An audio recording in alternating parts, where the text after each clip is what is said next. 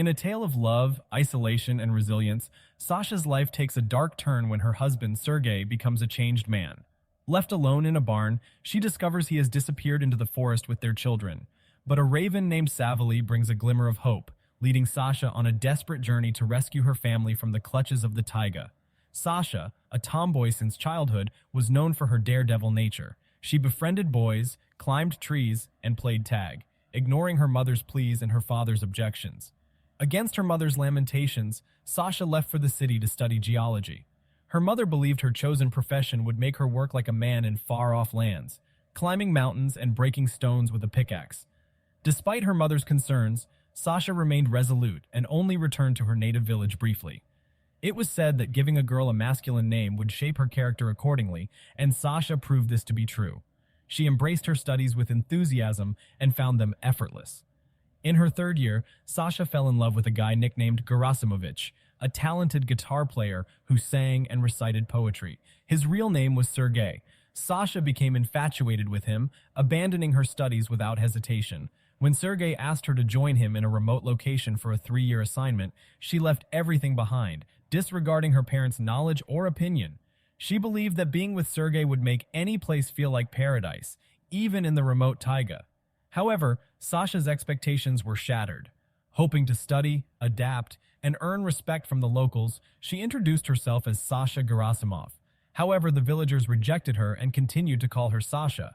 She felt isolated and trapped, unable to connect with the locals or establish a sense of belonging.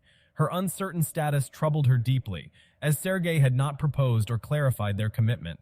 Whenever she broached the subject, Sergey became angry, withholding his love and intentions. Eventually, Sasha became pregnant. They got married a year after their move, and twins named Pasha and Natasha were born. However, Sergey seemed unenthusiastic about their arrival.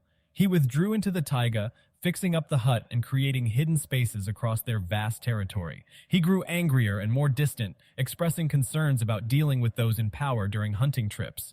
It seemed that he was entangled in a system that troubled him. Sergey reassured Sasha that their prescribed 3 years would soon end and he would leave forever. But their closeness and understanding had deteriorated. Their fate took a tragic turn during a hunting trip when Sergey possibly intentionally killed a man. Claiming he was set up due to his stubborn character, Sergey's defense fell on deaf ears, and he received a 4-year sentence from the local authorities. Left alone with their children, Sasha rejected her parents' offers to return to the village. Instead, she found work on a farm and dedicated herself to raising the children. Time passed swiftly, and the children grew rapidly. One day, Pasha discovered a lone raven named Voronenko in the forest. They brought him home, naming him Saveliy and providing a cage and food.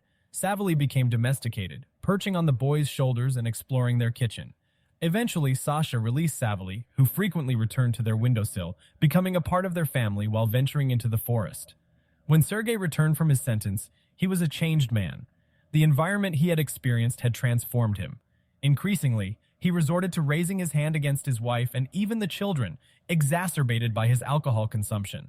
Sasha fearlessly fought back, refusing to be a submissive victim, but Sergey's physical strength posed a challenge. One day, he locked Sasha in a barn and took the children into the vast, unfamiliar forest. After regaining consciousness and freeing herself, Sasha discovered the empty house, including an empty cage where Saveliy once resided. Fear gripped her as she realized Sergey had vanished with the children, knowing the remote corners of the taiga where they could hide. Feeling lost and hesitant to seek help from authorities, Sasha clung to hope, believing Sergey could change. She feared that involving the authorities might endanger the children further. Sergey sought revenge on her through the children, inflicting immense pain. Sasha couldn't bear the thought of harm befalling the children while their father was present, desperately clinging to the belief that he would protect them. They didn't return the next day. Saveliy, the raven, appeared holding Natasha's hair. Sasha tried to remain calm, hoping her husband would return with the children. But Saveliy brought a button from Pavlik's jacket, igniting panic. Determined, Sasha followed the raven through the forest, finding them hidden in a dugout. Sasha freed her children, embracing them. Sergey, her beloved Gerasim, was never seen again. His body was later discovered in the river. Without Saveliy, the children would have faced greater hardships. Sasha couldn't bear to think of the worst outcomes as it terrified her.